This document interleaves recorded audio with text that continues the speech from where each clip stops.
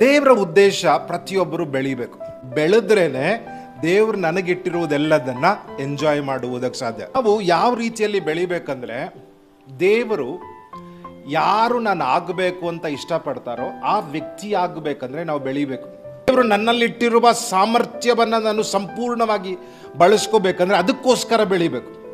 ಎಲ್ಲ ಮಂಡಲದಲ್ಲೂ ನಾವು ಬೆಳಿಬೇಕು.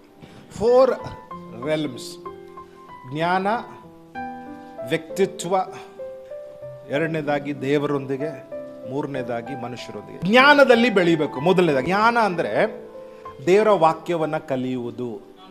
ಬರೀ ಓದಿದ್ರೆ ಕಲ್ತಂಗಾಗಲ್ಲ. ಎರಡನೇದಾಗಿ ವಾಕ್ಯವನ್ನ ಅರ್ಥ ಮಾಡಿಕೊಂಡು ಆ ವಾಕ್ಯದ ದೃಷ್ಟಿಕೋನವನ್ನು ತಿಳ್ಕೊಳ್ಳೋದು. Wisdom changes the perspective.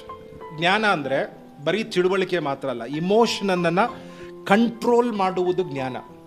ಯಾವುದು ನಿನ್ನನ್ನು ಕೆಟ್ಟದಾಗಿ ವರ್ತಿಸುವಂತೆ ಮಾಡುತ್ತೆ, ಯಾವುದು ನಿನ್ನೊಳಗಡೆ ನೆಗೆಟಿವ್ ಫೀಲಿಂಗ್ಸ್ ಅನ್ನ ತರುತ್ತೆ, ರೋಷ, ಕೋಪ, ಕ್ಷಮಾಪಣೆ ಇಲ್ಲದಿರುವ ಸ್ವಭಾವ, ಬೇಜಾರು, ಹೊಟ್ಟೆ ಕಿಚ್ಚು, ದ್ವೇಷ, ಇದನ್ನೆಲ್ಲ ಅರ್ಥ ಮಾಡಿಕೊಂಡು ಯಾವುದು ನನ್ನ ಭಾವನೆಗಳನ್ನ ಕೆಳಸ್ಕುತ್ತೆ, ಯಾವುದು ನನ್ನನ್ನು ಕೆಟ್ಟ ರೀತಿಯಲ್ಲಿ ವರ್ತಿಸುವಂತೆ ಮಾಡುತ್ತೆ, ಯಾವುದು ನನ್ನೊಳಗಡೆ ಕೆಟ್ಟ ಭಾವನೆಗಳನ್ನ ತರುತ್ತೆ, ಅದನ್ನ ಅರ್ಥ ಮಾಡಿಕೊಂಡು ಅದನ್ನ ವಿರೋಧಿಸಿ ಅದನ್ನ ದೇವರ ಚಿತ್ತಕ್ಕೆ ತರುವುದೇ ಜ್ಞಾನ.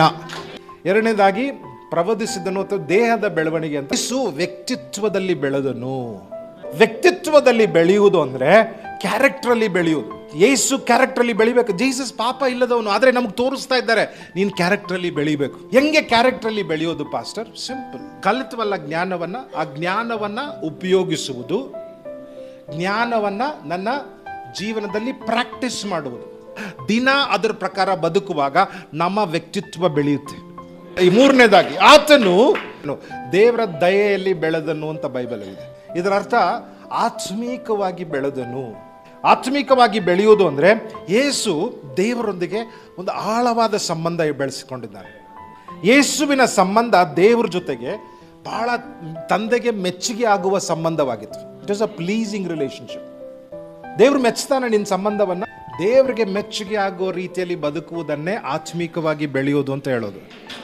ನೆಕ್ಸ್ಟ್, ಮನುಷ್ಯರೊಂದಿಗೆ ದಯೆಯಲ್ಲಿ ಬೆಳೆದನು. ಸೋಷಲಿ, ಸಮಾಜಕ್ಕೆ ಯೋಗ್ಯರಾಗಿ ಕರೆಕ್ಟಾಗಿ ಸಮಾಜ ಜೊತೆಯಲ್ಲಿರುವ ಜನಗಳ ಜೊತೆ ಸರಿಯಾಗಿ ಬೆಳಿಬೇಕು. We should grow. ಸಂಬಂಧಗಳಲ್ಲಿ ಬೆಳಿಬೇಕು. ಸೊ ಸಂಬಂಧದಲ್ಲಿ ಬೆಳಿಬೇಕಂದ್ರೆ ಗಮನಿಸಿ, ಬಹಳ ಇಂಪಾರ್ಟೆಂಟ್ ಅಂದ್ರೆ ಸರಿಯಾಗಿ ಮಾತಾಡಬೇಕು, ಸರಿಯಾಗಿ ಕೇಳಿಸ್ಕೋಬೇಕು.